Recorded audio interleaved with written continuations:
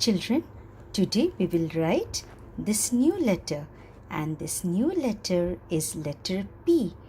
And let's come with ma'am. Let's write letter P. From the red line, standing line, blue line, stop. Then go up to the red line, half around, touch the blue line and touch the standing line, stop. Once more, standing line, blue line, stop. Go up from the red line, half around, touch the blue line and touch the standing line, stop. Now we will write on this one dot. Standing line, blue line, stop.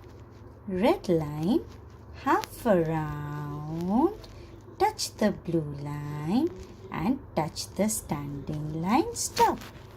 Once more, standing line, blue line, stop.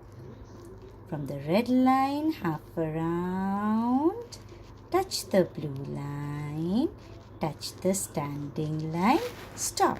So, we have written the letter P, and do you know the sound? Letter P says P. P says P. You have to complete this full page.